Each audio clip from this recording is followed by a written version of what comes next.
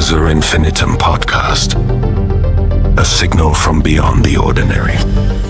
Welcome to Azure Infinitum podcast. This is your host, Hikaru Kazushime, also known as Reika Fuji-shima, CEO, founder, and owner of Azure Infinitum. Here with me is my guests, Aslan Lycoria, Lieutenant of Azure Infinitum. Yo. Rufus Striddle, Scout Captain of Azure Infinitum. Hi. And fellow Scout Captain Troa Nightblade joining us today here at the start of the podcast. Greetings and salutations. All right, we are returning after a hiatus on the podcast here. We have had a little bit of a break since the last episode. There's been a lot going on in our community across the board. This past year has just flown by. It's amazing. It's already summer. Hard to imagine it's even summer already, 2026. Feels like the year just began. We got a lot of stuff going on between FF14 FanFest, stuff going on with our FC, a lot of plans, a lot of new events going on, things that have really just come through this year that we've seen the community take on, and we here at leadership, we've been planning a lot of fun stuff for the community this summer and end of summer. We've got some stuff to talk about here on the podcast. What's coming up here on the show today for this new episode? We've got some Azure Infinitum updates, followed by FF14 FanFest review recap that we're going to talk about a little bit about that. That's been a big thing this weekend. We are actually recording live here Sunday of the day 2 of the Berlin Fan Festival.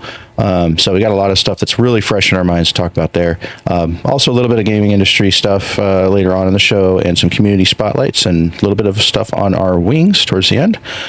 Thank you guys who are here with us and those listening. Patch 7.55 drops day after tomorrow. It's Tuesday patch day. We got Crescent Crusade returning. That is our Azure event for Occult Crescent North and South Horn.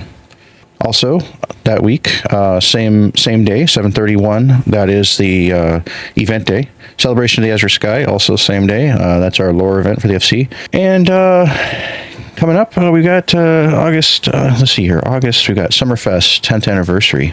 10 years we've been doing Azure Summerfest. Man, that's flown by. That's our 3-day back-to-back events. Lots of social events, games, prizes, races, different contests and things that we do for the community. All right. And what a month it has been here in July. So we kicked off with a big Star Citizen patch. Those that know, we opened I think we might have talked about it a little bit on some older episodes, so we're further back towards the time we founded it. But our Star Citizen Azure Legion has been doing pretty well. Definitely not the size of our FC, but we have a smaller group that goes in and does a lot of the special missions that come out each month. We started off with the 4.83 patch on the beginning of the month, and even mid-month they dropped 4.9. They've been blazing through these releases. And a lot of our wing games have had a lot of stuff going on in those games this month. ESO had a new, Elder Scrolls had a new Golden Pursuit on the 7th. Season 0 finally came to an end with Season 1's new rewards out, and those are already going. We're a couple weeks into that already. We've had WoW's Midsummer Fire Festival. It's been a lot of fun, along with the Dungeon and World v World and World Boss Rushes going on all month in Guild Wars 2. Monster Hunter Wilds Flame Fate Accord event is back, or Festival of Accord Flame Fate's back. That was a lot of fun last year. I know I scooped up all those rewards, so it's not really a lot to do for me this time. But Berlin Fan Festival for FF14 has really been the highlight of our month, I think, and for a lot of FF14 players in general. We got to see the new job.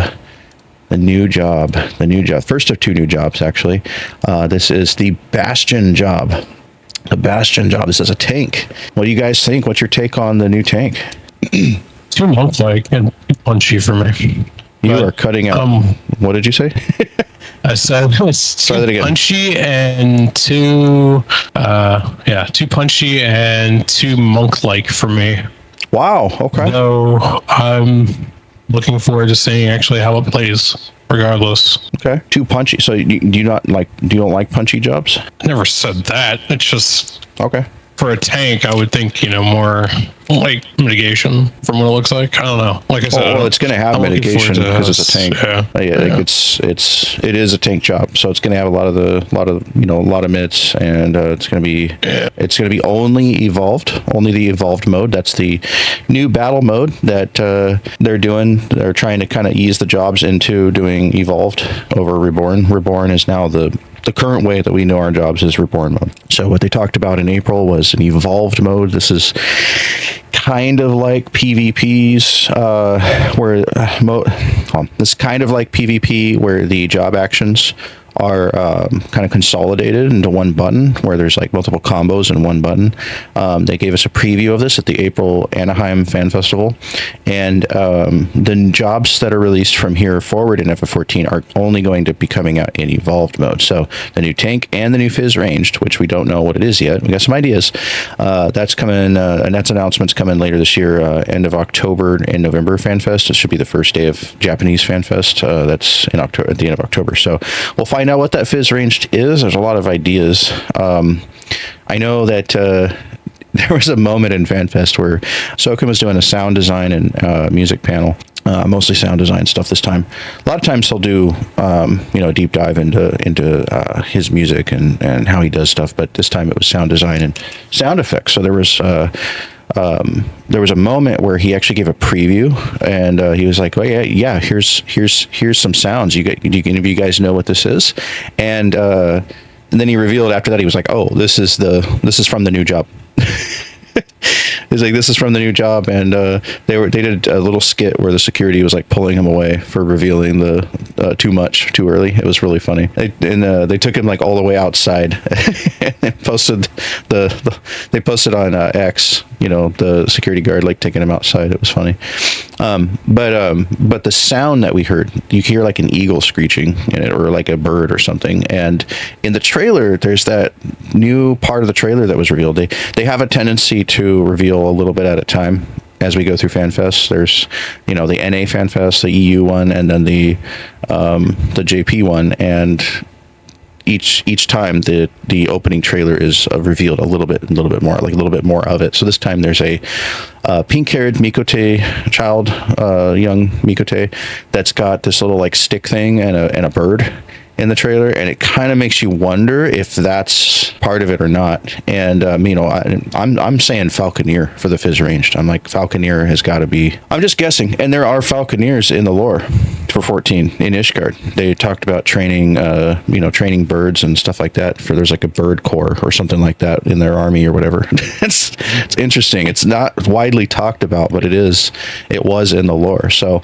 I don't know. And I know, like, we would think, oh, well, that's Ishgard. This is the fourth that we're going to in Evercold. But then again, remember that they always make the job quests start on Heidelin. They always make it start in one of the original city-states. So there could be a Falconeer job trainer that shows up in, like, Limsa or something, to teach or whatever. Well, actually, no, isn't Bastion starting in Limsa? I think it is, yeah. So maybe Gridania, yeah. But back to Bastion. The design is cool. I love it personally. I'm like a punchy Viking with giant shields.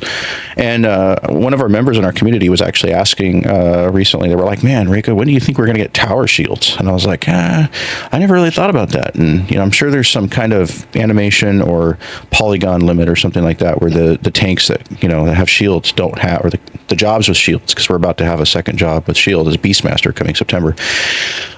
They probably don't have the polygonal, wireframe, the way it's rigged and everything in the rigging for the animations and stuff like that to have it. They could probably add it. They could probably make it, but and obviously the game is under less restrictions today as it was when it started with the PS3 PC launch. But I kind of feel like maybe they do always sort of talk about what they want to add or what they don't want to add to the jobs, and I don't think they're going to add tower shields. I mean, we've had some pretty long shields. There's like that bronze, whatever it's called, that's early on in the game for Gladiator. That's pretty long.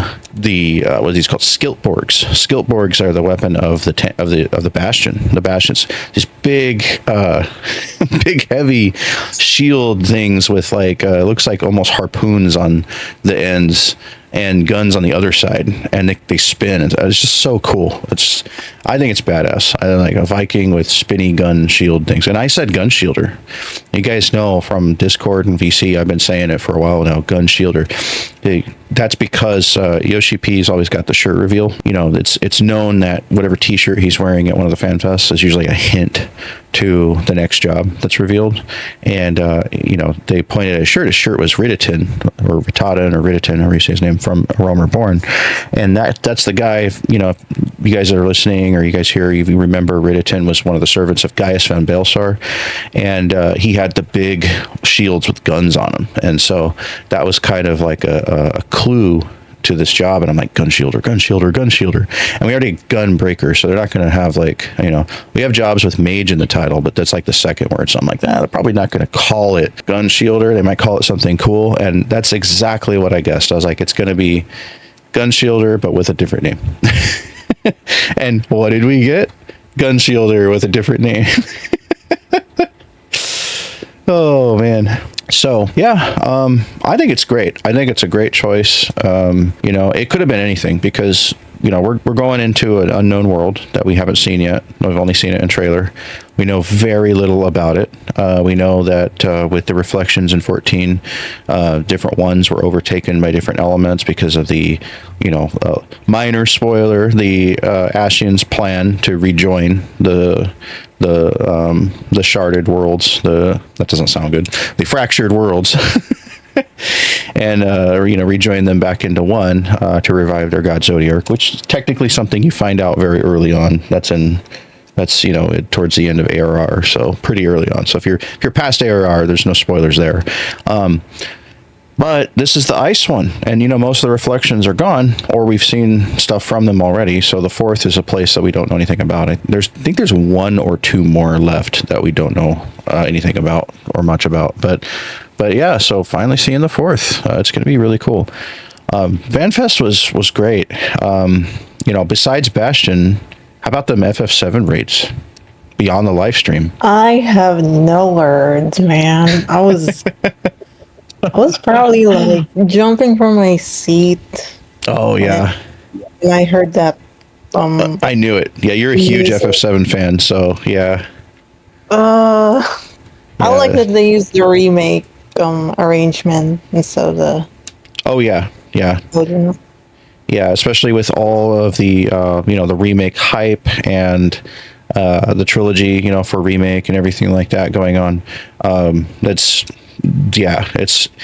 I've been saying for a while now within our community, I'm like, if they are going to do anything for 7, they got to do it soon, because this is like the final year of the remake series. Revelation, FF7 Revelation Part 3 of the remake series coming out next year, spring 2027. It's going to be a big launch. It's going to be a big deal. That is the grand finale for FF7. And, you know, like I said, if they're going to do anything for it in 14 as a collab or anything, you know, there's either going to be a seasonal event or something else. And this is like really big. This is a lasting piece of content. This isn't an event. This is like the raid for Evercold.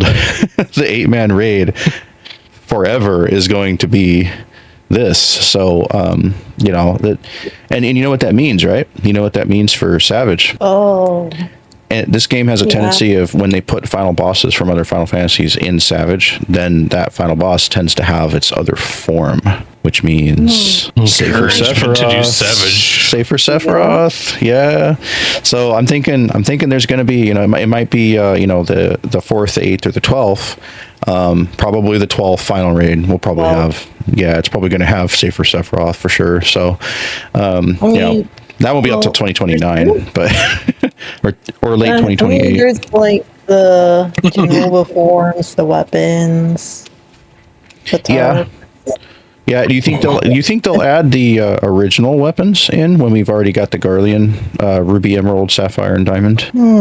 Because yeah, those weren't raids though. Those were trials, and they were very different. Yeah. They were based on the old weapons. God. They weren't the actual, because the actual weapons in 7, they're like these ancient constructs created by the planet itself. They manifested out of the planet, and there's probably more lore than that for them. But the Garlean ones were just, based on their excavations and research on Ultima weapons. So I think they could, but it might get confusing in the game if people are like, anybody for, Ruby weapon, and they're like, okay, which one? Like the raid or the trial? They could. So it's either gonna be Genova We've got double or Ramas. Sapa. We've got double Shivas. We've got more than one type of Shiva in the game. We got more than one type of Rama. So, what did you just say a second ago, Rue? What was the last thing you said? Genova. Genova, yes. Yeah, Genova is a boss for sure. Maybe. They've got to make this work lore-wise too. Like, like in the past when there was crossover stuff, I was like, how is that going to work? How's that going to make sense? And now we know. We know from the deep lore, there's a lot of connections throughout Final Fantasy, but but they've never disappointed me with, on a lore standpoint. Getting stuff to connect like that. So, who knows? Like with Evangelion, that's the weirdest one. Evangelion is the 24-man raid, alliance raid for FF14. That's the weirdest one to me, but they're going to make it work somehow. They're going to find a way. A portal opens up or something, you know what I mean? That's a trip. Mm-hmm. That's a trip. The Warrior Light's been on the shrooms. It's funny because I watched Evangelion just for the raids because I wanted context behind it and why it was so popular and everything. So I'm looking forward to them actually more than I am FF7 crossover raid series. So Evangelion's going to be the stronger one for you in Evercold then. I take it. Okay. Honestly. Yeah, it's super hype. This is like honestly, guys, like what I feel is that this is like feedback received the expansion.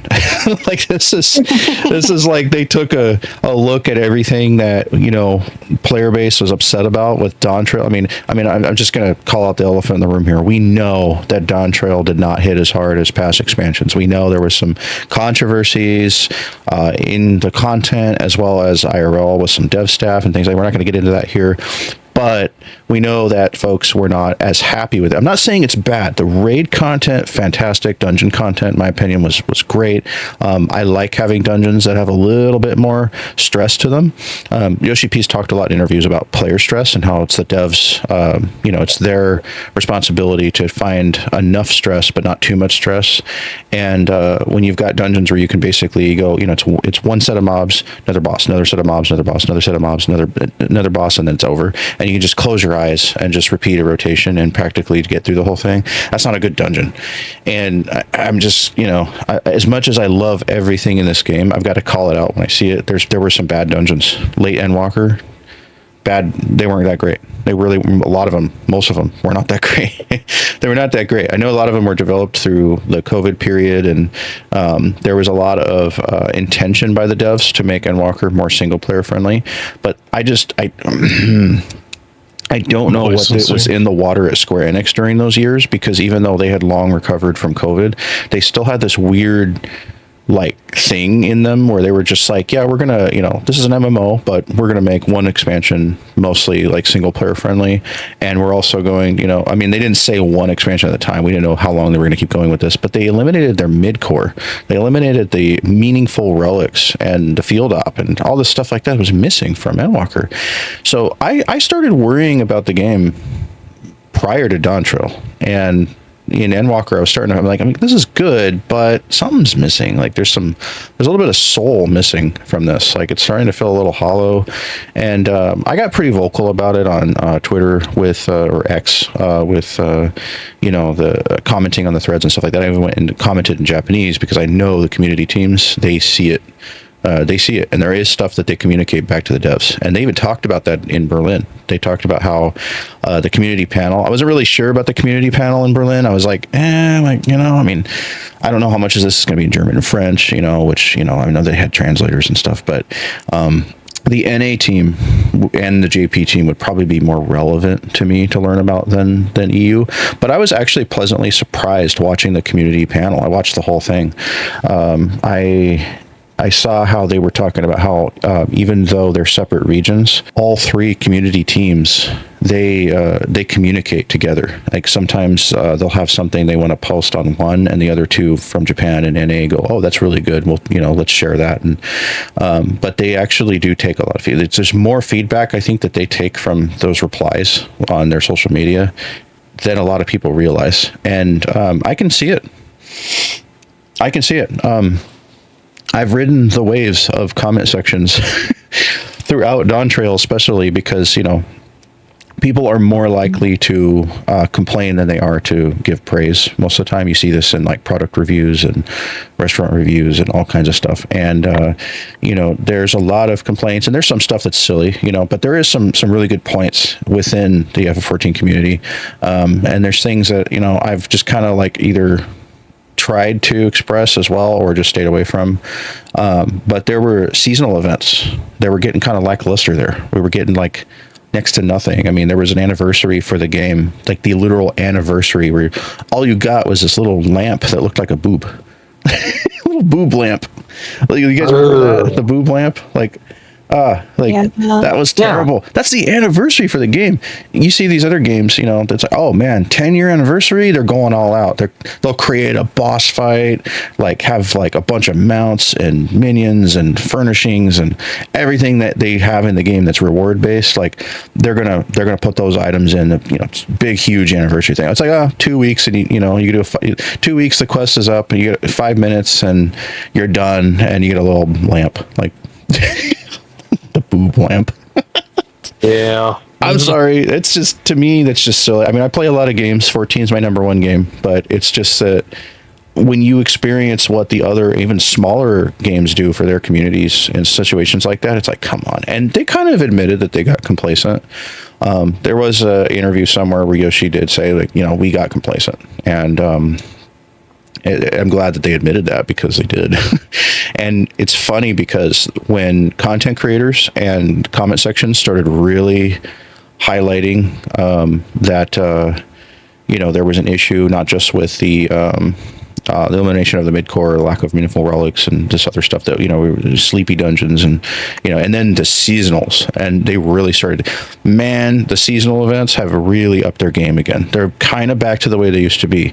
The quests, to me anyway, are a little bit more interesting. They've given us like entire zones, like the Starlight Christmas one last year was, man, they went all out. They made a new zone for it and everything, and they did. What is it? The last few this year, ton of rewards. I mean, maybe the rewards like Easter was like 10 different pairs of glasses or something. Like, okay, that's kind of like random, but like at the same time, they're putting an effort. They're really putting an effort to the seasonals now. And I really, there's something inside my soul that just feels like feedback received. And if you look at this expansion, man, okay, like they have returned to Shadowbringers vibes, going to another reflection that's like really alien to us, we're like, man, okay, this is trippy. Like these guys are effed, like these guys are screwed over in this ice world. They're all they have left is these giant airships to hide on while the rest of the world is screwed. That's okay. They're bringing back the bleakness. That's what we had in Shadowbringers, the bleakness of what that world is going through, and us going, and that feeling in our chest. We're like, man, I don't know what this world is going to do or how we're going to save it, but we're here. Like that's the feeling that we had going into Shadowbringers, and we didn't know what to expect with Shadowbringers. It was the first reflection that we ever really got to see and witness how screwed they were firsthand. So that's really interesting. Heavensward vibes, just, I don't know, the titling, the way the trailer goes dark and has the silver words on the screen, that reminds me a lot of Heavensward. The vibe, obviously Soken's on point. Soken's on point no matter what's going on. Like his music, that man is on fire no matter what's going on with the game. Whether the game's on a high or a low, his music is always jamming, and it sounds great. They've got the same folks on it. Koji's back. He's back from FF16 hell. And I say that jokingly because he's done a great job, and the game plus the phone book sized lore book that he made for it way after the game came out that was completely unnecessary but really cool. Logos, that book is out now finally, and he's been kind of brought back from the void per se. A lot of staff changes, a lot of very good staff changes. The changes between executives, the LA office and Japan has just been, I'm not celebrating that people have been laid off, but I am celebrating the ones that were put in to help the game do better, because like I said, I'm not going to get into it, but there were a lot of controversies with staff issues and things like that throughout Dawn Trail. But overall, I think a lot of good choices have been made. A lot of good choices.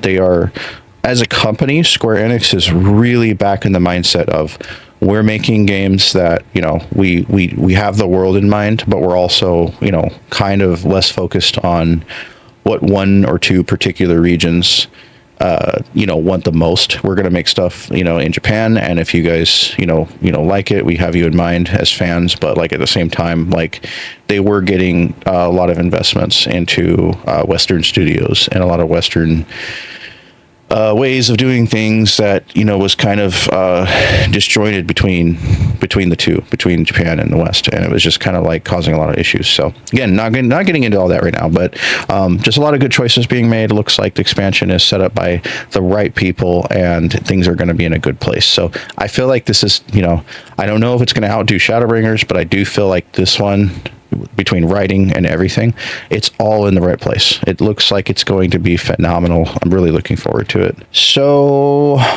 there's been some fan takes on the comment sections a lot for Evercold that there are, quote, too many crossovers. How do you guys feel about that?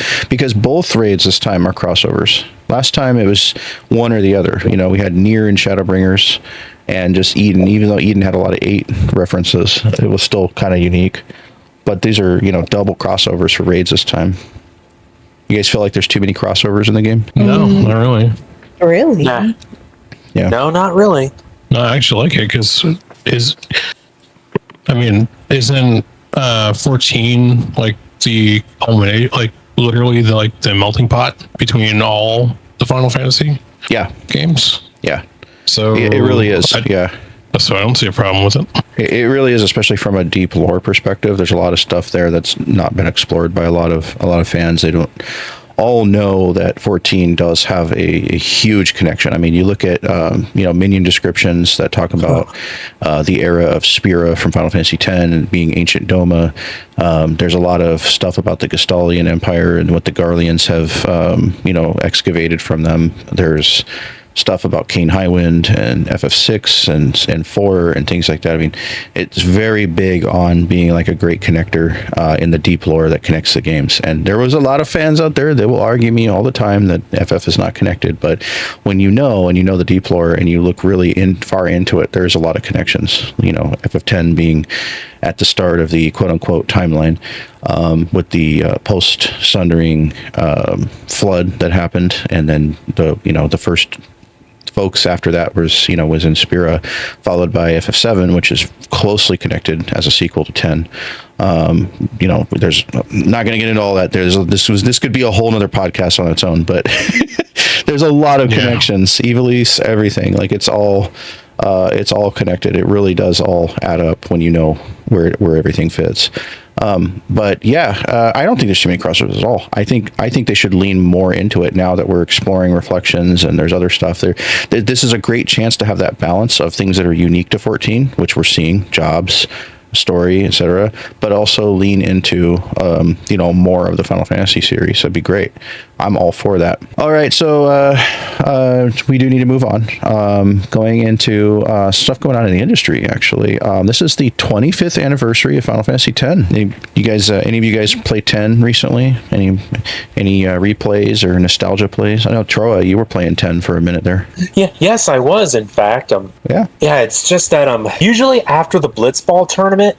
Once I was done with that, it was time for me to start leveling up again, and I worked really hard especially getting to that very top area before tackling the Mushroom Rock Road, where I have to get my upgraded fire, blizzard, water, and thunder spells and get those to help me out along the way. Yeah, that's a pivotal part of the game, especially when you have that boss fight where you get Seymour in your party and you get to see his overdrive if you let it build up enough. And you've got to have tier 2 magic spells by that point.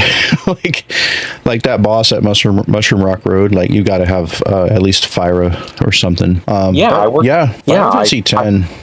Sorry, go ahead.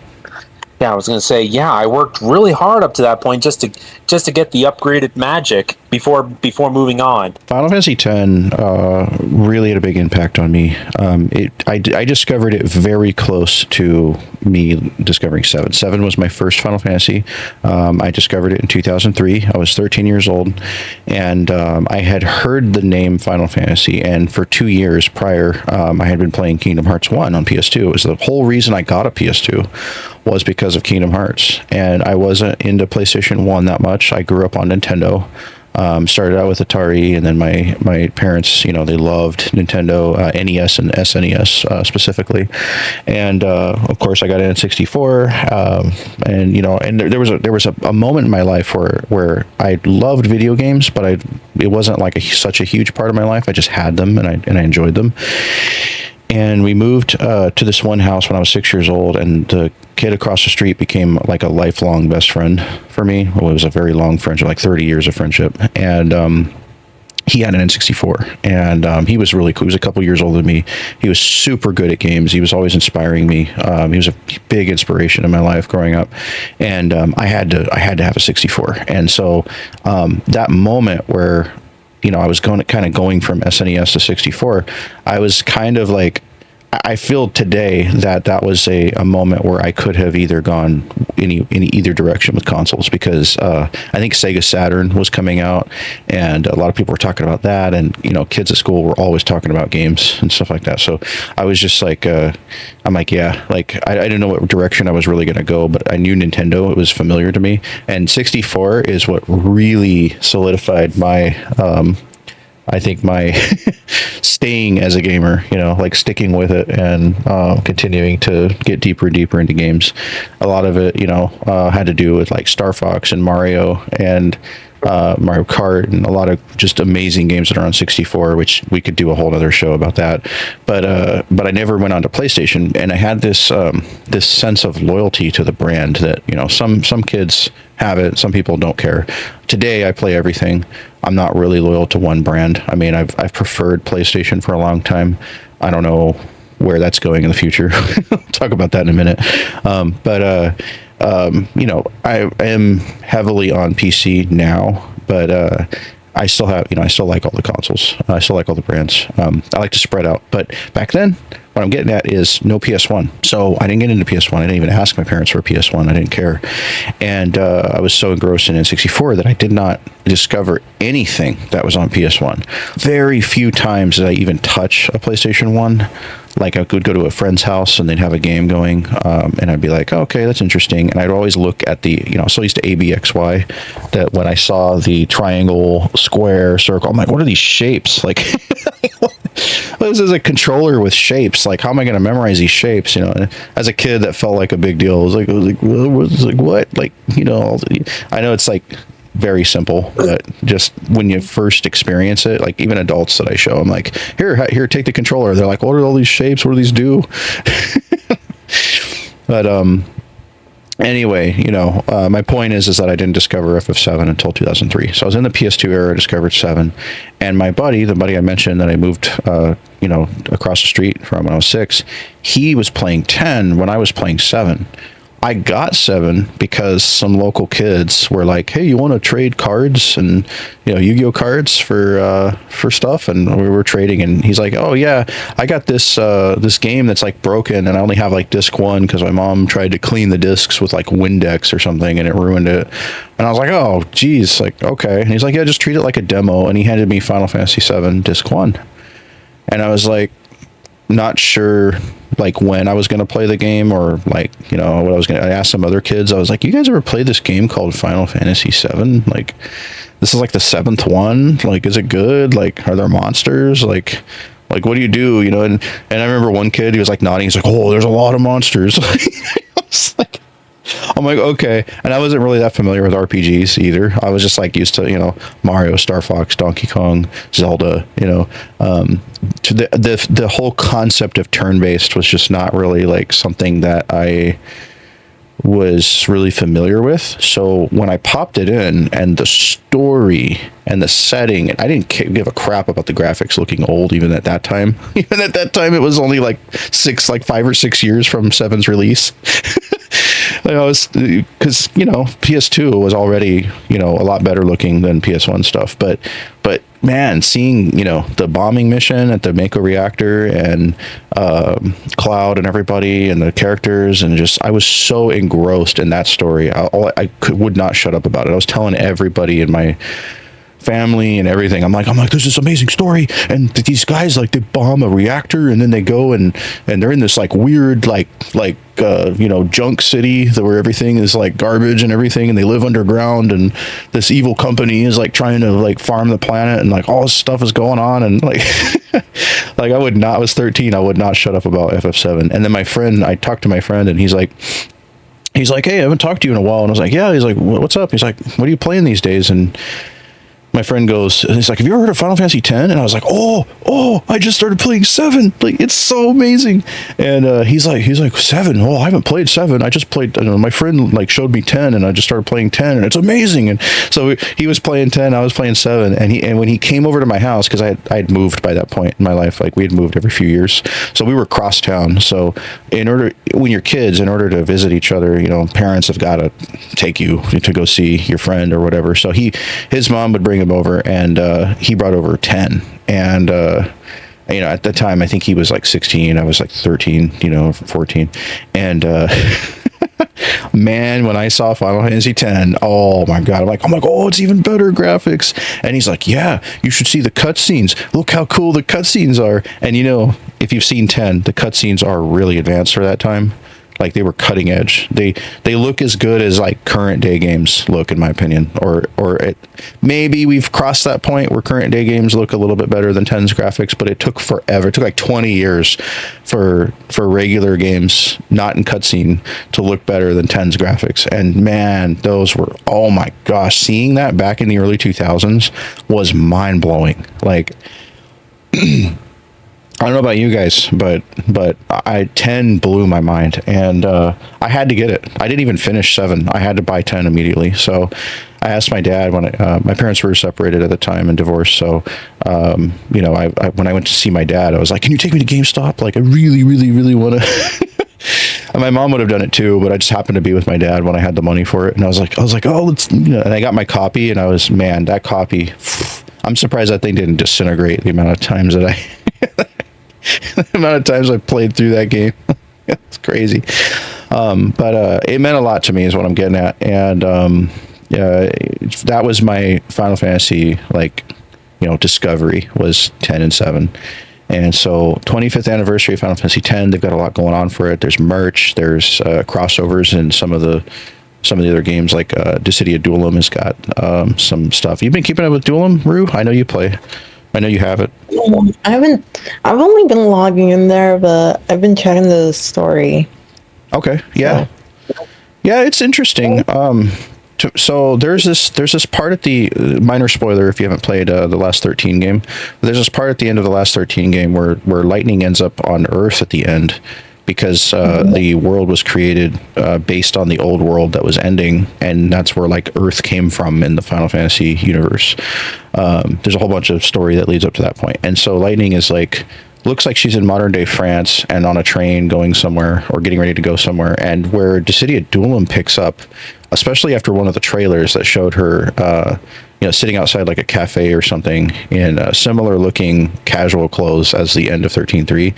It looks like she went to Tokyo and met up with this like organization that's summoning people from the past that were heroes to deal with this like new threat that's in Tokyo. And so it feels almost like, to me, it feels like a continuation from that moment at the end of 13.3 where she was on Earth. So I don't know, and she's one of the main ones that you can start with as well, and involved in the story, you know, early on and stuff. But the story is interesting. I wouldn't say it's like incredible, but it's very early on still. Like the characters are still learning why they're being summoned and what's going on. But Dissidia Duelum is it's definitely a gacha. It's a gacha game. I just reached Diamond tier. I'm in Diamond tier now.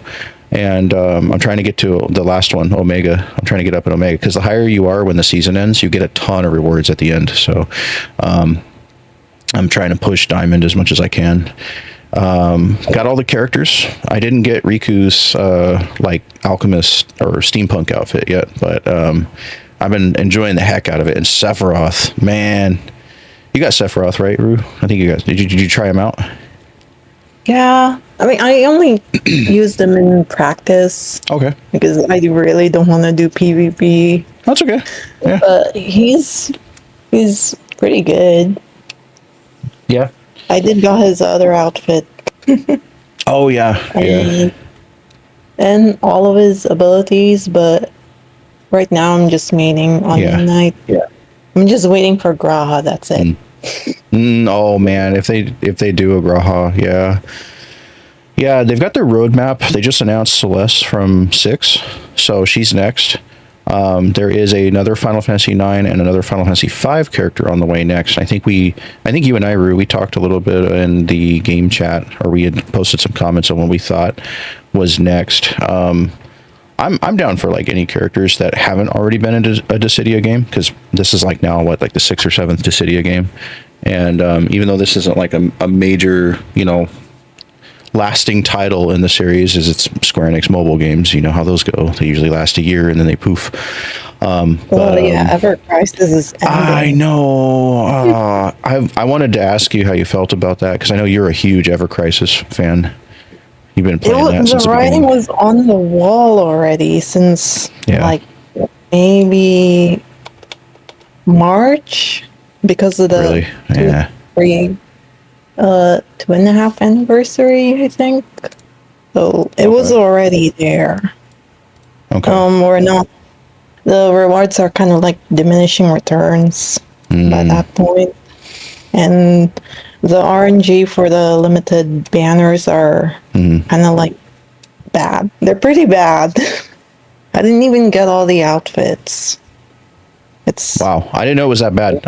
I dropped off just because I simply couldn't keep up with it. I've got so many different games going on. Even though I have a mount for my phone next to my desk here, I'll sometimes swipe on stuff and try to keep my little phone games going. But I really liked it. I was there in the beginning supporting it like really heavily, and then I just kind of fell off the wagon. I do the same thing with a lot of other mobile games.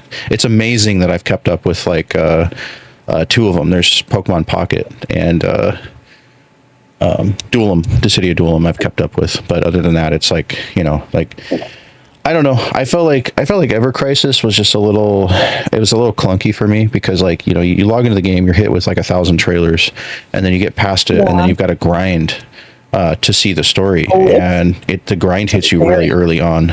Yeah, it's really grindy, and if your gear isn't like optimized well, like if you don't have any of the limited outfits or the weapons, you're gonna struggle a lot in the higher end content. And I'm more of like a slightly higher tier past casual, even though I don't really do the high end content, like the very difficult ones, but that's okay. If you don't have the right gear, you're not optimized, you don't have the best in slot, it's gonna be a toughie.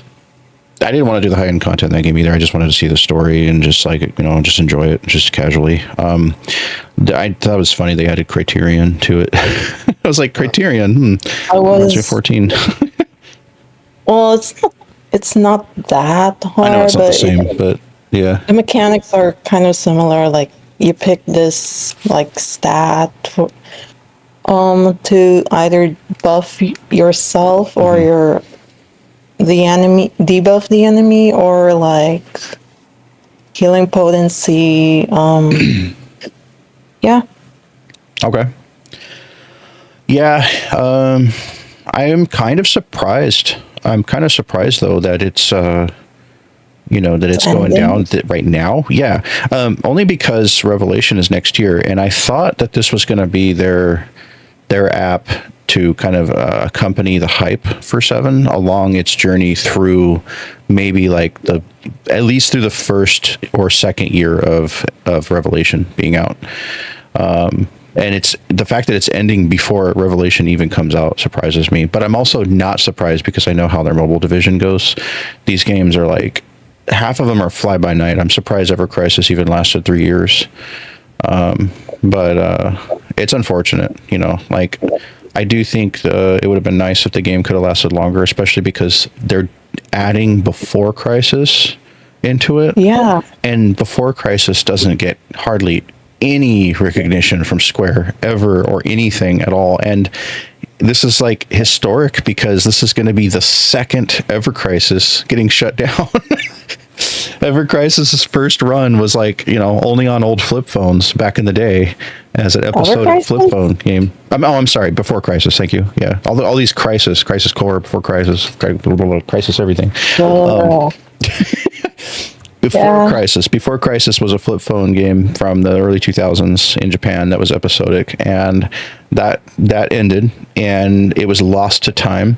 Back in the day, I actually read the script for it because the same thing happened to Xenosaga, the Pied Piper. That was a mobile game for Xenosaga that covered Ziggy's background. And I really wanted to know everything because I'm one of those fans. It's like, if there's any side content, any side game, any tiny little shred of lore or anything, I got to know it. And that's how I felt about some of those spinoffs. I mean, there was another Final Fantasy one. There was Dirge of Cerberus Lost Episode where you play as Rosso, and that's long gone. I don't know if they've ever referenced that in Ever Crisis or not, but that was long gone. There was even Dirge of Cerberus Online. Yeah, I've heard. Dirge of Cerberus Online was so like that came out and went away so quick that I didn't even know it existed for years. And when I got a Final Fantasy trading card game card that was an enemy that was exclusive to Dirge of Cerberus Online, and in the cards it tells you like which Final Fantasy they're from, and it said Dirge of Cerberus. I'm like, I don't remember this character in Dirge of Cerberus. Like, where did this character... I had to do online research to find out where the character on that card came from. And I'm like, there's Dirge of Cerberus Online? Like, what? Like, and they're like, oh, yeah, it was online mode. Like, it existed for a really short time, and it had, like, one unique character in it. And I was like, oh, my gosh. Like, they went way back to try to, like, find this... Just for this one trading card. I was like, that is crazy. That's wild. I mean, they do a lot of stuff for the old games that are famous, but like, that's really like, really, really super vague. Or, okay. So anyway, yeah, I'm glad you mentioned Ever Crisis. I'm glad we started talking about that because that is a current thing that is, sad in Final Fantasy's community right now. But yeah, also anniversary, Star Ocean turns 30 this month. Any Star Ocean fans among us? I mean, I would if I say yes, but no. No, that's okay. It's one of Square Enix's series. I wouldn't say it's lesser known. It's just, it's kind of lives in the shadow of Final Fantasy and Dragon Quest. Star Ocean is a Tri-Ace production. It's one of the studios that Square Enix owns. They've mostly made a lot of Star Ocean games over the years. They've tried their hand at a few other things too, but Star Ocean is their main thing. We went a lot of years without a new Star Ocean, and then all of a sudden we got 5 a few years back, and then we got 6 also a few years back. And then they did a really nice like pixel remaster thing of the first 2 games. No, actually it was more than it was an HD 2D. That's what I meant. Sorry. HD 2D remaster of the first 2 games. And a lot of RPG fans, they know how good Star Ocean 2 was. It's like one of the greats from the 90s RPG renaissance and everything. That's the I have it right here actually. Second Story R is what they call it. The first and the second one. So that came out, and here we are, 30th anniversary. I have a short story I wanted to share since we're talking about Star Ocean. So, Till the End of Time, that's Star Ocean 3. That was my first one that I ever experienced. I didn't know what it was. I just know it said Square Enix on it, and I wanted to buy it. And I was about 14 years old, and it came in a little shiny box, and I brought it home, and I was like, wow, this is actually pretty neat. And the funny thing about Till the End of the Time, if you played Till the End of Time, that's Star Ocean 3, you'll know very quickly that there are some things that get kind of annoying once you get to the medieval planet. And it's a long story, but I remember Shrine of Kadan being like the most annoying dungeon for me as a kid. And there were these things called Crystal Paladins that were just giving me a time. And I used to get really mad at the game. I remember getting so mad at Star Ocean. And a lot of people were struggling with some of the dungeons, and Shrine of Kadan was hard. And even Game Informer acknowledged it one time. There was an old issue of Game Informer where they actually put a guide in the back of Game Informer for just that one dungeon because people were struggling with it. And that was actually very helpful. Thank you, Game Informer, from way back then. I may even still have that issue. I still keep a lot of my copies around. But my friend and I, we used to make fun of it. And the minor spoiler, the final boss, I won't tell you anything about it, but he has a voice line that he says. And this still happens in games sometimes, but the quality control has gone up a lot since the early 2000s. But there was a line where the boss just would not stop repeating the line, and it got so annoying. And it's a long fight, and he just keeps going, "Wallow in despair, wallow in despair." And he just keeps saying that over and over, and his voice is like, he's, "Wallow in despair," and it was just like so annoying. And so my friend and I, we put the Till the End of Time and Wallow in Despair, we put the words together and abbreviated it into Wid to Totsu. It's like, are you still playing are you wallowing in despair until the end of time? And I was just like, yes, I'm trying to beat this stupid boss. And Tri-Ace, they made Valkyrie Profile, another big prolific Square Enix RPG that also lives in the shadow of Final Fantasy and everything. Another Tri-Ace game. They put Lenneth from Valkyrie Profile as a secret boss in Till the End of Time, which was awesome because I love Valkyrie Profile and I love Lenneth. And I'm like suffering trying to beat, Shrine of Kadan, stupid Wallow in Despair guy, and Lenneth. And me and my buddy, we just kept. He's like, "How are you doing today?" "I'm wallowing in despair." And he's like, "Okay, I know exactly." Because of that stupid boss. So yeah, we still call it Wid to Totsu to this day, or at least I do. Wid to Totsu. Oh man. All right, I had to share that one. That's an old story of mine. Question for you guys: if you could erase your memory of a first time experience playing a game, what game would it be? Can I go first? Yeah. For me, well, it's still gonna be FF14, but maybe I want to redo my first time experience playing Shadowbringers again. Okay, the Shadowbringers expansion of 14. Yep. Yeah, for a good reason. What's a really good reason. When you meet the Exarch, yeah, that's it. Like, okay. I didn't even. I had a feeling that you were going to say that, being our resident Graha enjoyer. Well, Shadowbringers and Endwalker, so. Valid point, though. Valid point, yeah. Oh, yeah. They're like basically just like continuation. So I want to redo. Yeah, the stories are closely connected. Back. Yeah. So it's like, okay. Yeah, I didn't even realize. Well, like, I wasn't even attached to him. Well, funny thing about Graha, I mentioned this a lot in VC before, but for our podcast, I wanted to explain. Graha and Harshafant are two characters that I did not expect to get as popular as they did. And I'll tell you why. Not just because they were both originally background or side characters to the story. I had a friend who had a friend that was he was in an RP community with his other friend, and he was always telling me about stuff that him and his friend would do in their RPs. One of their RPs was Lord Harshafant, and this is back in ARR before he really had his glorious moments, in later ARR patches, and also in Heaven's Word with that scene. And he was, they would go visit Lord Harshaphant in Kurthis, where he sat at the Camp Dragonhead in that office there, or that building, and they'd always make little stories about Lord Harshaphant. And they're like, yeah, there's this NPC, and we love the guy. Like the greatest moment he had in ARR was when he comes flying in on a chocobo and jumps off and kind of like saves you, and then he quickly becomes a background character after that, and way before the hot chocolate, way before the scenes, that really captured us. But he was one of them. And when Heavensward hit, Harshaphant became a legend. And now at fan festivals, there's like little shrines to Harshaphant. Like someone will take a portrait and they'll put it somewhere, and candles and snacks and flowers like all start building up around it like a memorial. And that's been an ongoing joke at FanFest, going all the way back to the first FanFest post Heavensward, and it's wild.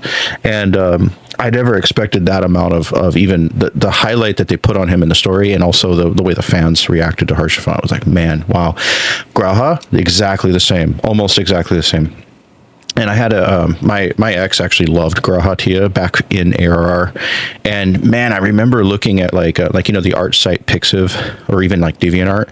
There was no artwork of him, like no fans at all. I remember 3 pictures on the internet of Graha that someone like drew as like a fan art or something. There's no Graha. People forgot who he was at that time. And earlier in the game, we still had a lot more people who were playing since the start. And if you played since the start, the content, it comes out every 3 or 4 months. There's a new patch, right? So we're slowly experiencing things. So like today, right now, we're way deep into expansions. We've got 5, 6 expansions at this point. And if you haven't gone back and played that again as like a new game plus or a new character or something, there's things that feel to us like it's been a decade since we've seen them, right? So even at that time, it had been a while. It had been like a year, so Graha having his moment in Shadowbringers. By the time of Shadowbringers, players like myself had not even seen Graha since like 5 years prior. It was like 5 years ago.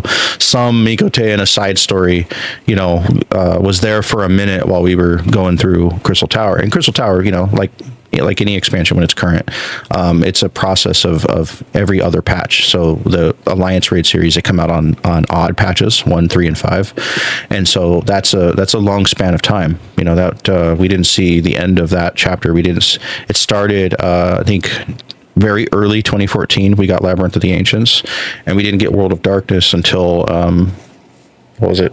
Early 2015, I think. So yeah. It was about a year, for that whole story to fully commence, like all the way, or not commence, but resolve. And then after that, nothing. Like Heavensward was a huge distraction, and like we went through that, and then we went through all of those patches. I mean, with Stormblood and all of those patches, and then Shadowbringers comes out in mid 2019, and right before Shadowbringers came out, that cutscene of the Exarch, like calling to us, but we don't know who he is yet. At that time, just prior to summer 2019, when we saw that cutscene, people were starting to guess that was him. And I was like, really? That one guy that I remember my ex talking about, and, she's like, oh, this red-haired Mikote from Crystal Tower, And I'm just like, no way. Like they went back, because it wasn't that common at the time for them to bring back characters that we had already experienced, because content was still, we were coming up on the 3rd expansion, but they were still introducing a lot of characters, and it was like, oh, they went back to an old raid, grabbed him and made him a main story character now. And we've seen that happen, we've seen similar things happen a couple times, but it blew me away. I'll always, no matter how many years, I'll always remember how I felt, about this old NPC that I thought was, long gone. But I remember leaving him behind in the tower and how emotional that was. And like, man, he's going to stay there and he's going to watch over the tower. And, minor spoiler there if you haven't finished the Crystal Tower series, but it is really early on in 14. But yeah, just the fact that he stayed there. So I thought that was going to point towards a lore thing, like maybe in Final Fantasy 3, that Graha's in there somewhere, or something, but it's a slightly different tower there. Circus Tower, but it's a different era in 3. It may even have been way before 14. So three's place in the series is kind of a little vague, but anyway, it's just, man, and you get to hear Eternal Wind. You know, that's the theme for 3, and now it's associated with the Crystal Tower and Graha in 14, and it's just, yeah, that's, had to give Graha his moment there, because, man, he is a really good character, and he's one of the, I think, the best male characters in 14 that they've ever written, and the fact that he went through his whole Exarch arc, his Exarch arc, and now he's like with us as an adventurer. Minor spoiler if you haven't finished Shadowbringers, but he's with us as an adventurer now, and as a not just adventurer but scion, and he's a big part of the story. He got to come with us on the Endwalker adventure, and now he's there. Don't know how much we're going to see of him in Evercold, but looks like we're going to the 4th with Alfina and Estinian, and leaving the others behind for now, even at least. But hey, you know what? No, it gives a chance for more new character, huh? Don't get my hopes down. Well, I mean, we see Warrior Light, we see Meteor or Hiroshi, depending on what you call him, the main guy that represents the Warrior Light. We see him and Estinian and Alfino come through the gateway. So that doesn't mean the others can't come through. Maybe we'll open it up and be like, hey guys, come over here for a minute, we need you. But just like with Shadowbringers, I mean, they were already in the first, because they had that whole thing happen with they all went to sleep, and they woke up in the first, and they were there for a while, and they were already there. This time we're going head in first with just the other two. Yeah. But yeah, what about you, Aslan? If you could erase your memory of a first time experience playing a game, what game would it be? There's multiple. Oh yeah. Like, do you mind if I name them? Yeah, go for it, man. Definitely Final Fantasy XIV in its entirety. The Mass Effect series, the Dragon Age series. I'm laughing for a reason. I'm laughing for a reason, because that's exactly what I was going to say was Mass Effect. Yeah. Mass Effect is like number 2 on my, like I've got a list. I've kept this list since I was about 13. It's like my top favorite games list, and or favorite series, I guess I should say. And Final Fantasy / all of Square Enix is really at the number 1 slot. But number 2 is Mass Effect. Number 3 is like Dot Hack, and 4 is Xenosaga. And 3 and 4 for me is kind of like, they're almost the same, but it's hard to put one over the other. And then 5 kind of tends to go up and down, but Fire Emblem is usually in that slot for me. So it's like Mass Effect being my second favorite thing, and there being so many less games in that series than what's at number 1 or even the others. Out of all of my top 5, Mass Effect is the smallest amount of games and one of the biggest impacts it had on my life. And that experience for me was, so I'm just commenting on what you said, because like that is for me one of the most influential things in my life was Mass Effect. Like I don't even want to get into how much I've loved Mass Effect. Yeah. So as you were talking about with games and cementing your love for story in games. Yeah. I would say that Dragon Age and Mass Effect are the two game series that are made by the same company that solidified my love for RPGs. The reason why is because they have such in-depth story. Yeah. And they tell a story so well, and you fall in love with the characters, and then it's funny because they start picking the characters off, and you're like, "What? No, I want to save them." Yeah, and they give you the choice to actually play the game how you want to. And I love story like that. I love the interactive story where you can make your decisions, and it affects. Like say for Mass Effect 1, if you go and save the Rachni Queen, she's in Mass Effect 3. If you go and if you don't kill, spoilers for Mass Effect, by the way, if you save Rex when he goes to when you go to make the decision for the genophage, whether to save it or not. He actually appears in Mass Effect 2, and then later on goes into Mass Effect 3. Mm-hmm. So it's like you have those overarching, choices that could be so small. There's a reporter in Mass Effect that, depending on your interaction in the first two games, she'll have a completely different interaction with you in the other games. It's the same thing with Commander Shepard's #1 fan on Red Vernon. He's in all three games, as far as I remember. Yeah, he is. He is. Yeah. So it's just it's bless his heart. It's just. But yeah, no, that's just, those are Star Wars: Hero Republic. Okay. Yeah, also great writing from BioWare. Yeah. Yeah. Okay, so you're a big BioWare fan. I see. Yeah, I really am. Same here. Mostly Mass Effect, but yeah, I've been way more on the Mass Effect side than Dragon Age, but I have yet to really appreciate Dragon Age because I've had the games, but I've been kind of like holding off on doing like a deep dive for a long time. No particular reason. There's that other one so that we many won't things to talk play, about. but there is one. My particular take on it is a stain on their series, but I mean, doesn't mean that there's not like fun game mechanics within Veilguard. Decided to say it. Yeah. But yeah. So I have a question. As a Mass Effect fan, I have a quick question for you. Okay. Femship or male ship?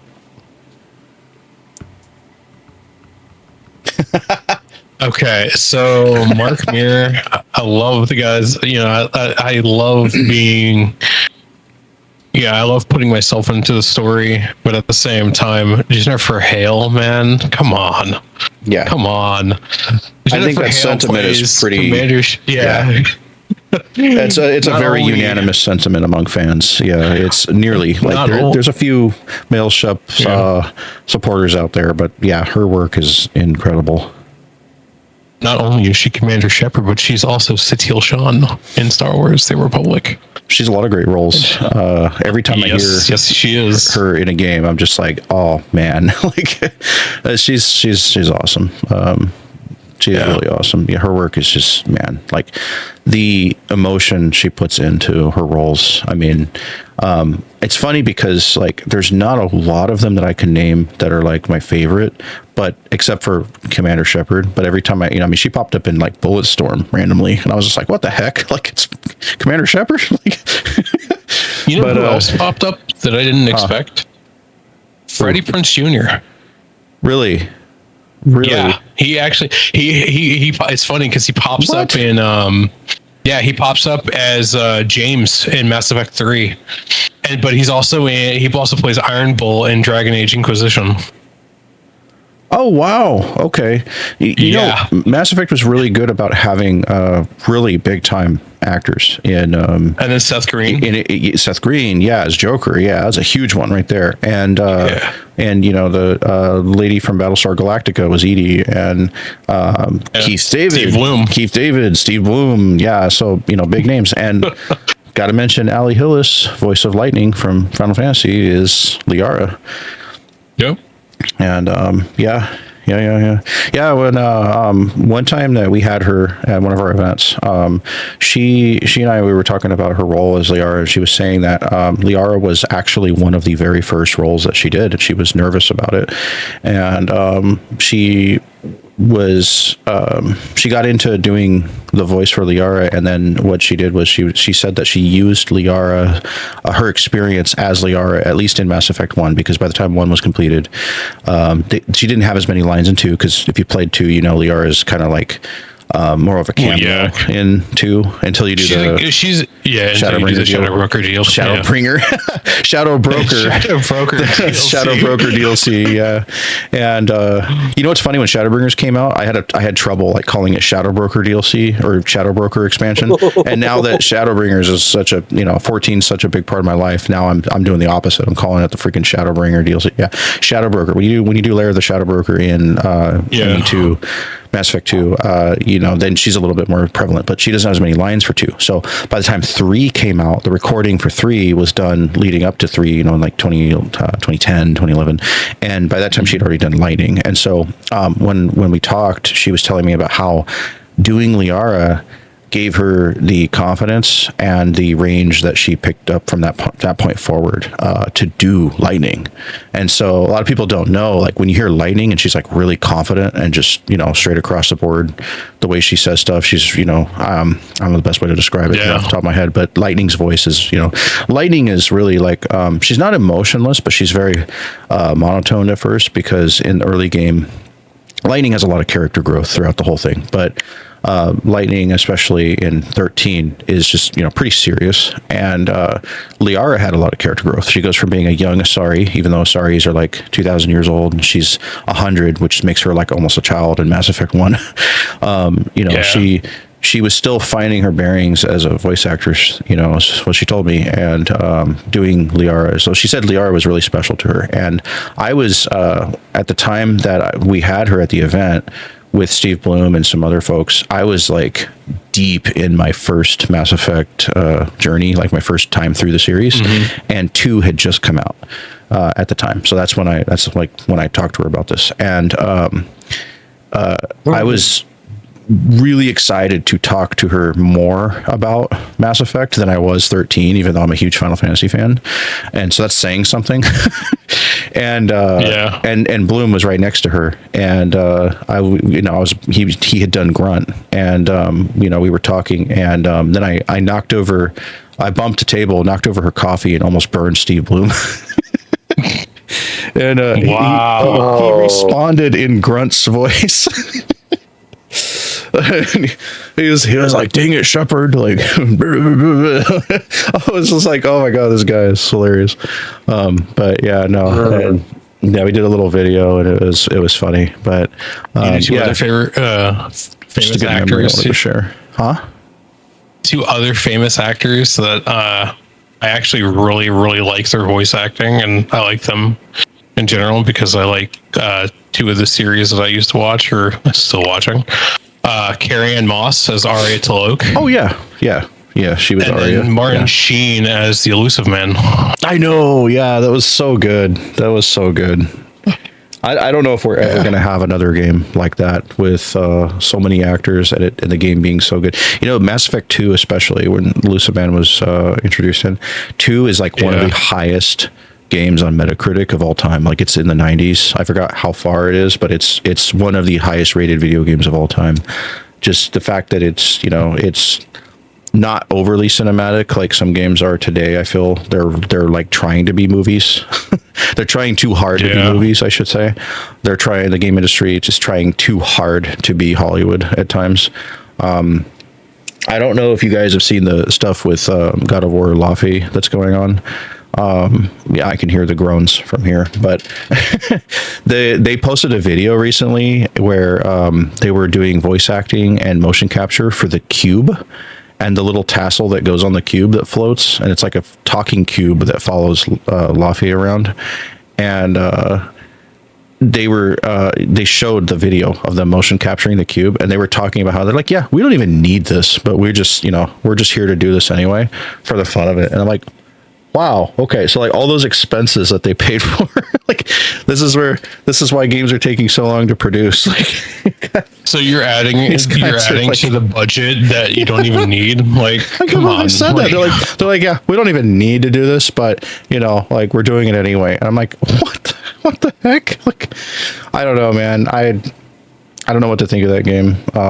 There's no motivation for me to play that whatsoever, and I liked old God of War. Didn't really get into the newer stuff from 2015 on. I guess that's not newer now, but it's already been 11 years since then. But just never. I never got back into it, and there's nothing about Laffy that makes me interested in it whatsoever. But I just was like, man, why? Like, can they said that? Like, what the heck?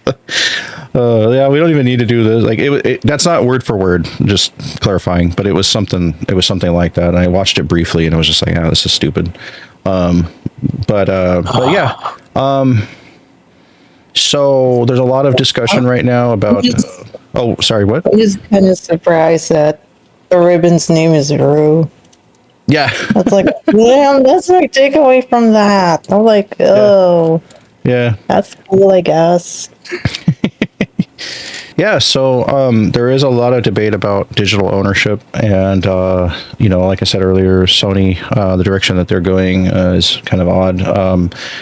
This could be a whole podcast, but I just wanted to quickly mention, that my take on this is I wish we had both options, physical and digital. I wish that we continue to have both options. I know there's a lot of debate on disk rot and preservation and stuff like that. And, but I don't like only having one option. I do think there is a magic in having a physical item, something tangible and something that you can still access when PSN goes down.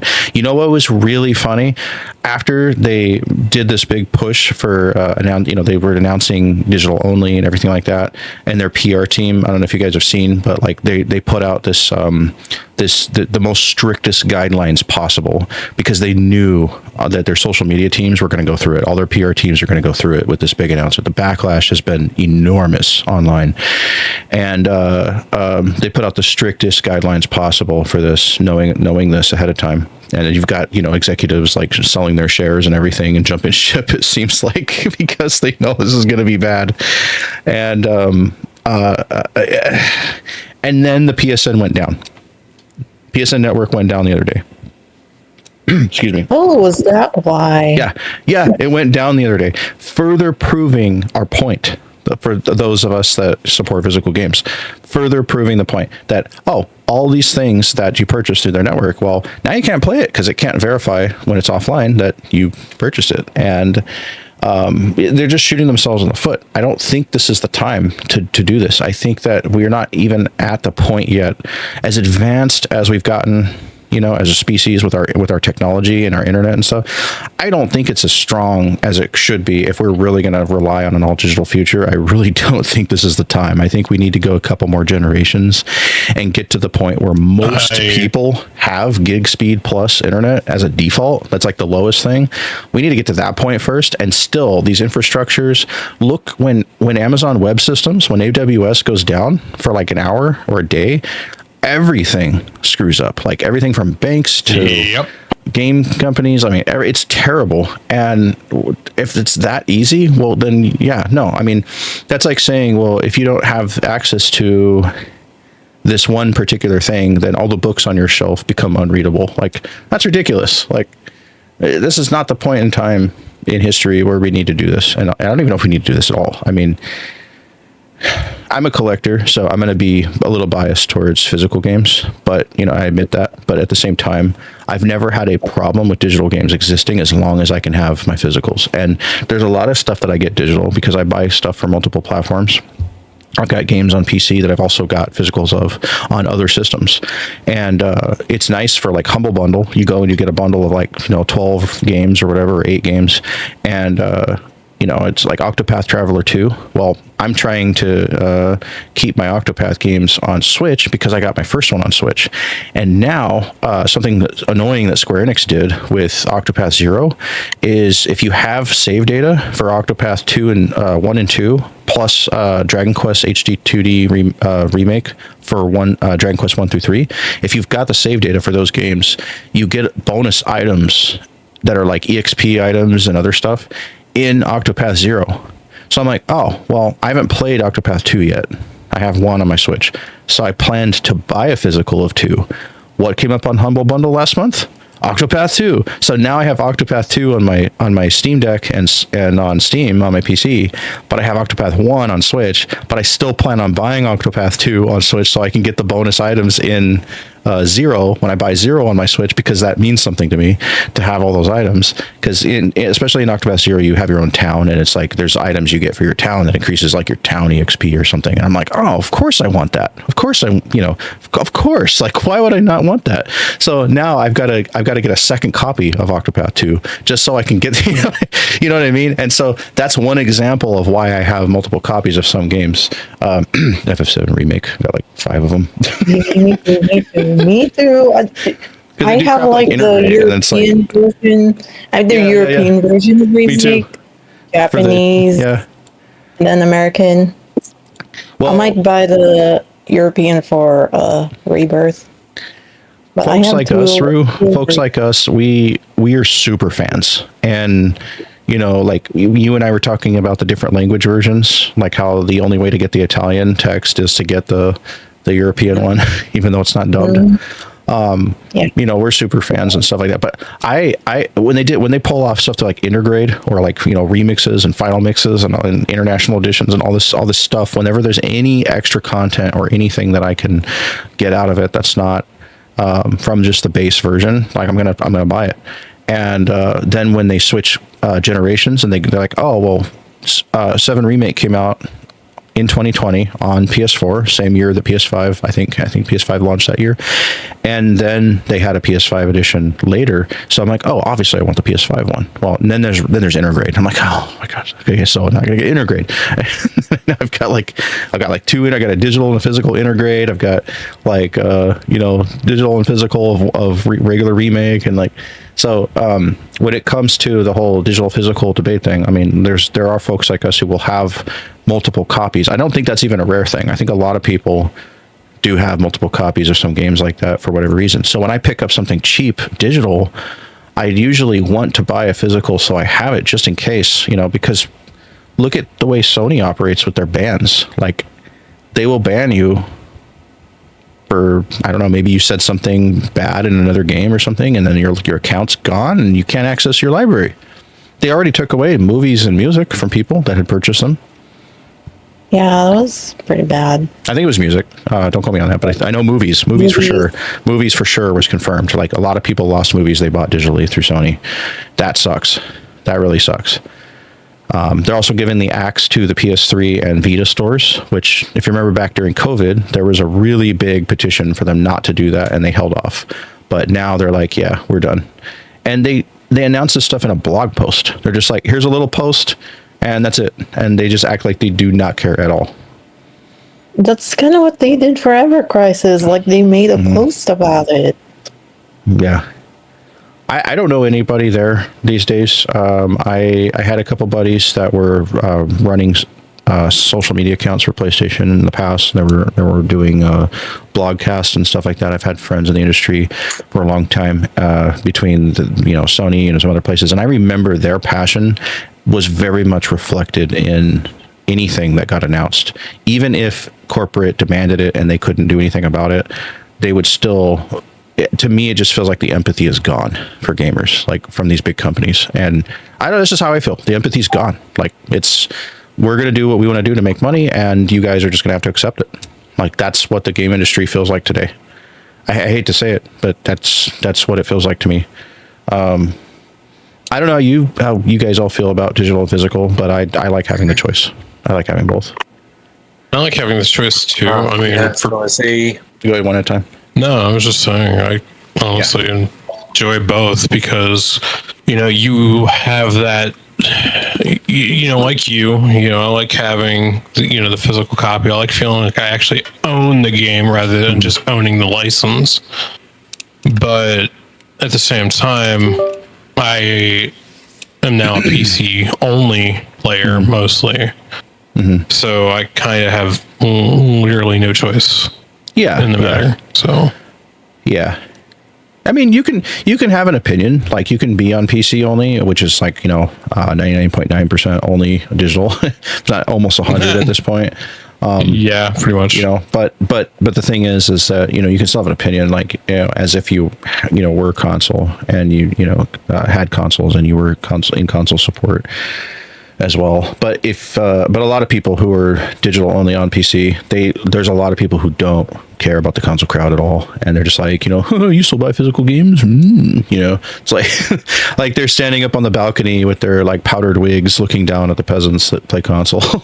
There's a lot of folks like that in the PC crowd. I'm not saying that everybody in the PC crowd is like that, but there's a lot in the PC gaming crowd that are like that. And I just there are folks that also didn't grow up with consoles or didn't get those experiences as kids, and I think they're not thinking of again, the empathy.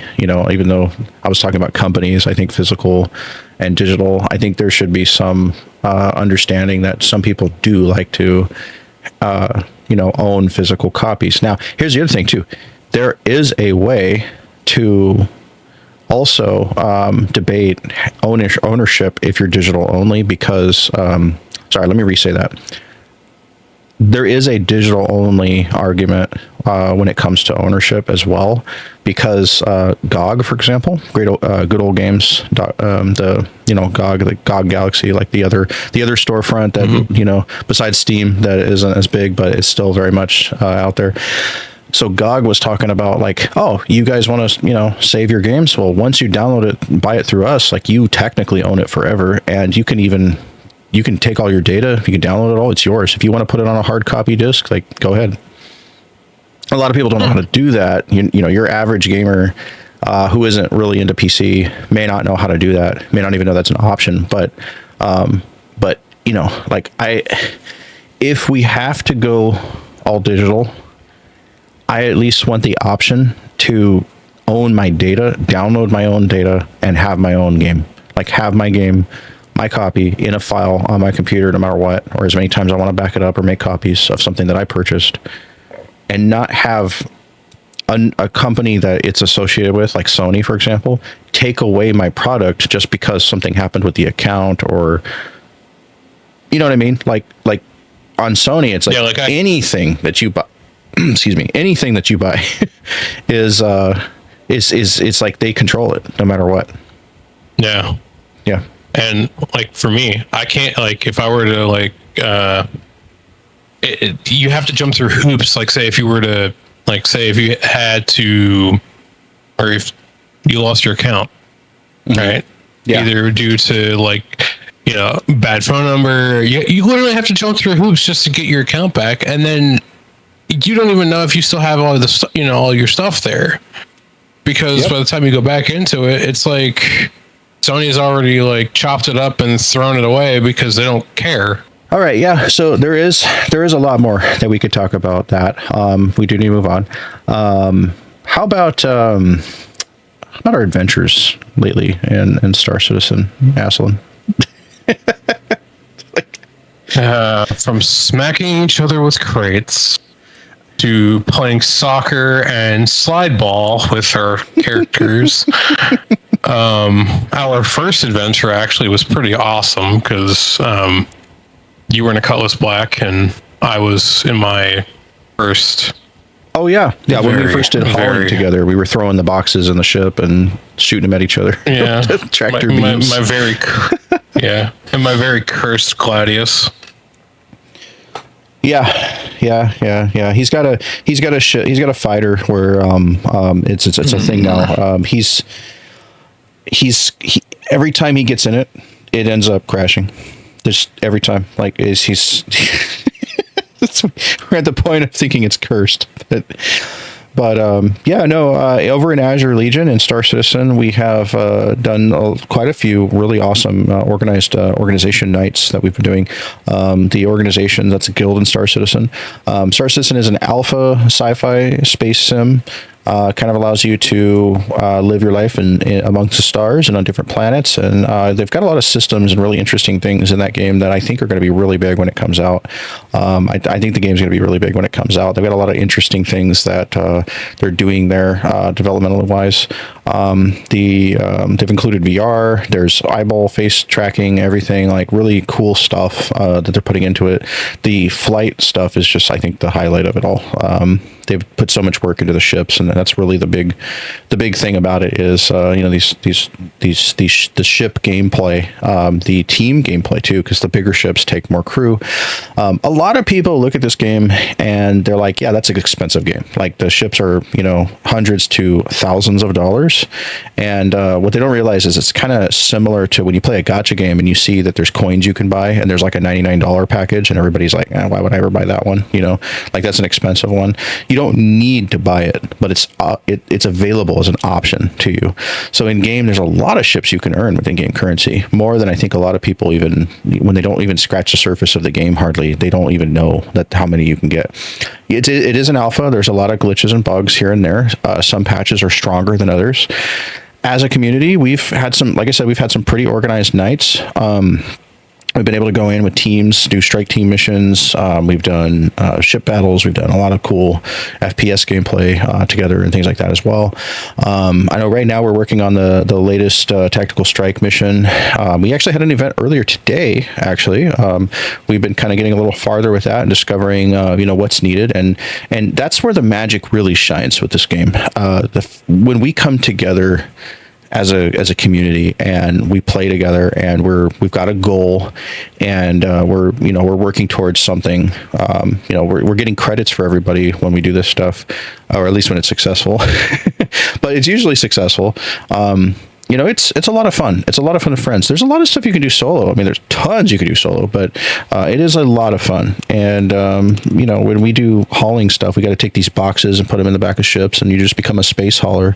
Aslan and I, we do have a tendency to chug boxes at each other while we're playing what I call cargo soccer, with the freight elevator, being the goal, and throwing it back and forth and attaching it to the ships, and then taking it back and throwing it into the freight elevator to deliver it. We've got a lot of fun there.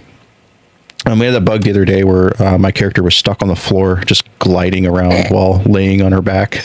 It was hilarious. I didn't show on my screen, but it showed on Aslan's, and we got to see it through the stream, and it was pretty funny. Our General Roken, like he's gotten into the game. He's been doing hauling. At first, he was he started small. And he had a bug where the hauling contract didn't work out, so he just started chucking boxes at the atmosphere. And man, I love Roken. He was cracking up when he was throwing boxes into the atmosphere and just laughing maniacally, about how much joy it brought him. And now he's got this character, now he's got sunglasses and like a ripped chest with an open jacket with no shirt, and he's like a total badass. He's got the tattoos and everything, and his character's gone through some development there. The funny thing is he puts a new definition to the term Meteor Man. Yeah. From just basic hauler to badass among the stars. But it's a good time. It's a good time over there. You kind of have to just accept the fact that there's going to be bugs. There's going to be moments where you put work into something and something might glitch out, or something really insane might happen, and you're just like, okay, well, that's it. Time to take a break. But the thing that keeps, I think, pulling us back in all the time is just how fun it is when it works out well. And there's a lot of things. Once you get used to the game, you're kind of like, okay, that might be a little risky. Maybe that could cost some time or be broken. And there's other things where it's kind of a safe bet to do certain contracts in the game that those are working really well. There's a huge community presence with this game, and the devs are really hands-on with it a lot of times. Over on the community portal is Spectrum. They have a forum and a live chat that's going, several live chats that are going all day long every day. There's a lot of feedback from players, even on social media, on what's working that day, what's not working. So I find that the feeds on X seem to be the fastest moving information, as well as the chats that are on Spectrum. Those are going to be the number one live thing, and the in-game chats as well. Great in-game chat. Sometimes it gets a little crazy. There's not a lot of moderation with that chat, so you get on, they're talking about wild stuff sometimes. But there's also a lot of really nice folks that play Star Citizen that will help you out too. Guys that'll lend you their ships and just let you try them out, because they can literally park a ship somewhere. You can get in and fly it, and then they can go just get another one from their hangar. So it's pretty cool. So yeah, we're having a lot of adventures over there. Our Azure Legion and Star Citizen is doing well. We're discovering the game together. There's a lot of vets and pros who have been playing it forever, because the alpha has been going on a long time. It is closer to release than ever before, but they still have a little ways to go. And remember that even though what's available to us in alpha may not be that might not be a representation of how far they actually are with the game, they're also developing Squadron 42, the in-universe separate single-player story adventure that's a complete single game that they're developing alongside regular Star Citizen. And, maybe their dev version is a little further along than what we see in the alpha. And, maybe, I'm just imagining, but there's still a ways to go. And, we're hoping for the best and for the soonest release, but we also want it to be working. I know it looked like they were timing, Squadron 42 to be somewhere around GTA 6, like not during it and just kind of like before or after. So I think that's definitely pushed to 2027 at this point, if not 2028 realistically, but we'll see. All right, we've just got a few more minutes here. Wanted to ask you guys the question of the week. And this is for our hosts here as well as those listening. What is the worst dungeon in an MMO? Or 14. You can pick 14 or any MMO. What is the worst dungeon? Do you guys have a dungeon that you just absolutely hate every time it pops up? I know Arm Vale was a very big one in 14 in the early days. I was thinking that. Yeah, I was thinking that. Yeah, that was definitely a go-to for worst dungeon or most hated. Meso Terminal. Okay. What do you hate about it? I think it's the second boss. I do not like having to face off against my own. I like having but at the same time, it's only because I died to it. Okay. So you're talking about the second boss encounter in Meso Terminal in FF14 that has the players. They're all tethered to a specific mini boss that they've got to defeat on their own with its own mechanics based on the role they're playing in the party, and it kind of encompasses a small area that they're stuck in, and they have to kind of like fight it on their own. So it can be kind of challenging sometimes, and when one person dies, it starts to get really hard for the rest. So yeah, I could see that. Okay, yeah. But not so much like most hated, but just like worst. So do you think Meso is just like a bad dungeon in general? Me? Yeah. Okay. And the final boss is a giant wall boss that has a lot of annoying stuff going on. Yeah. And, it can be a little tricky when you're running in the right direction. Where you got to dodge, the lasers that come after the people that are running, like the memories of Alexandrians. I used to really dislike Armvale and Darkhold. Armvale did not bother me as much later on because I learned more about the game, and there was a lot of other things that were more challenging after that. But I didn't really like the fact that they had built a dungeon around evading the what's called the gold pile or the pools on the floor, while also you start off in a big room that, if you pull too much or if you get seen too much, the mobs will just overwhelm you, especially in earlier ARR. And the coin counter guy, it's the second boss, the range on that thing, on those spins, were just insane. Like, I think they had to patch it early on, and it still was pretty difficult. I remember everybody getting to that guy and just hating it because you could run so far away and you were nowhere near it, and you would still get hit. Not like the regular server tick BS that we deal with sometimes, but the snapshotting BS that we deal with. We talked about that before. Yep. Yeah, you and I have talked about that a lot. But this was just really bad, like range on it or something like that. And then of course the eating the fruit mechanic for the other two bosses.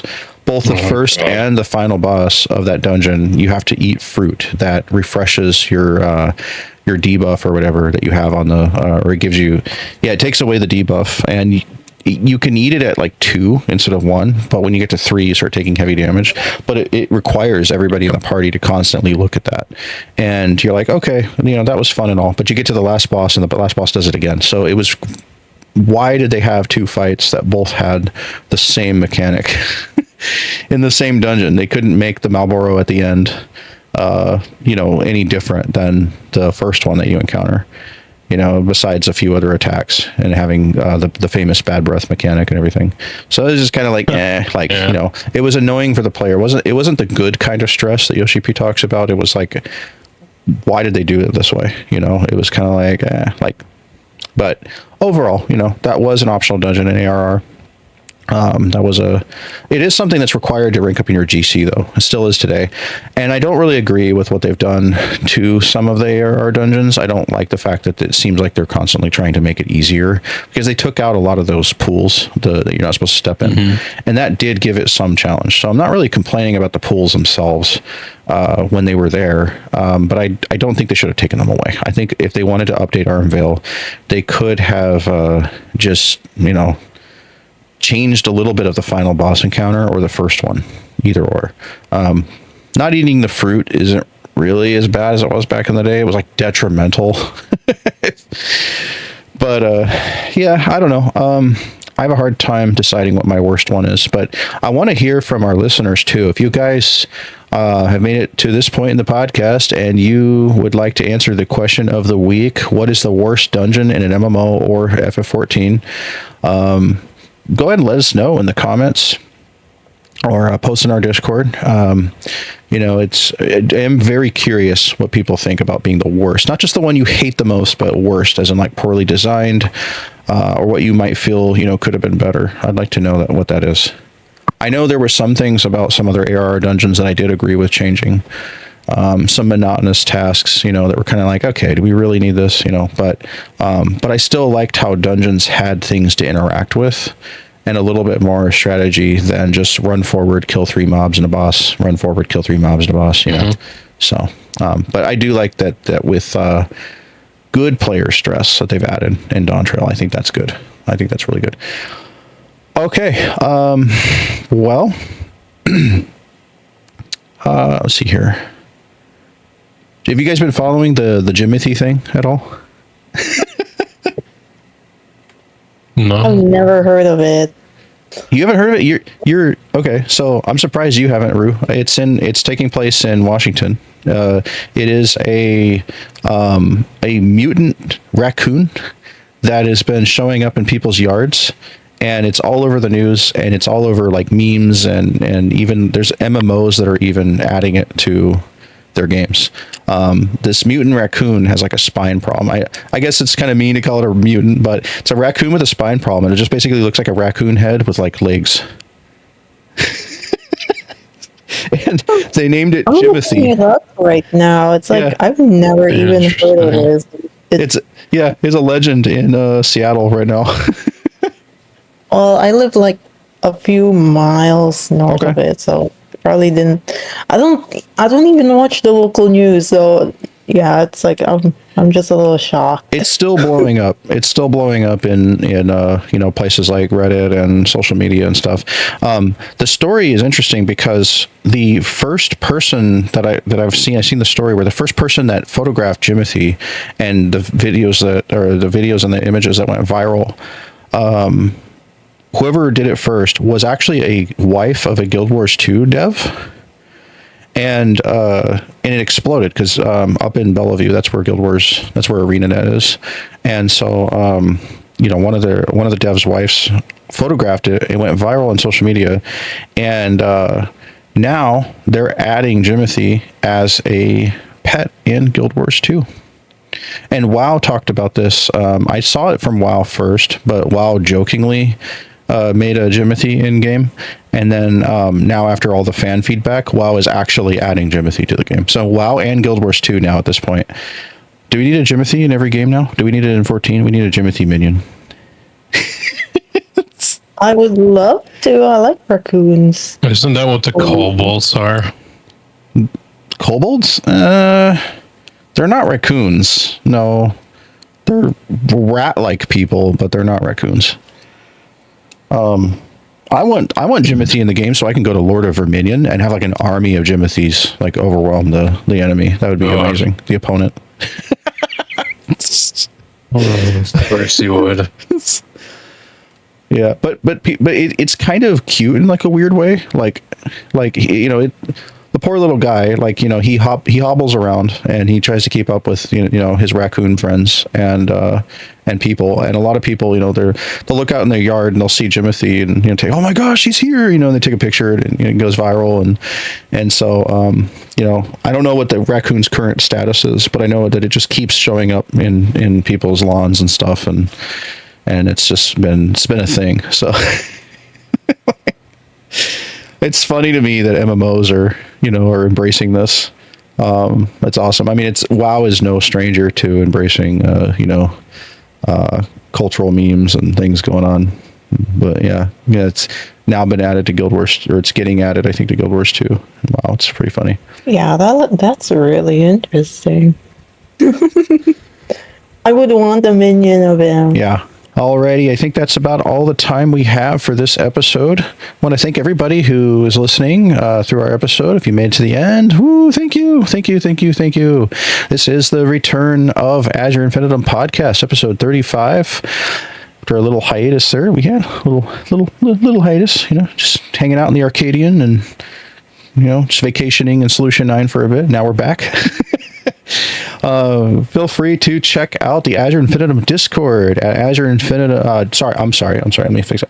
Feel free to check out the Azure Infinitum Discord. That's discord.gg/Azure Infinitum. Also, www.azureinfinitum.com takes you to our community site where you can register with Guild Tag and join the site and become a community member. There's also a lot of information there that you can find to join Azure across the board through any of our guilds. And our Discord, of course, it's our big community hub on Discord. Website has a lot of information, our general rules charter, rank information, and a lot more that you can discover there, as well as make your profile, add Azure friends, get Azure achievements, a lot of fun stuff there. List your characters from different games, as well as connect your streaming, like on Twitch. And also, you can find us on all major social media apps.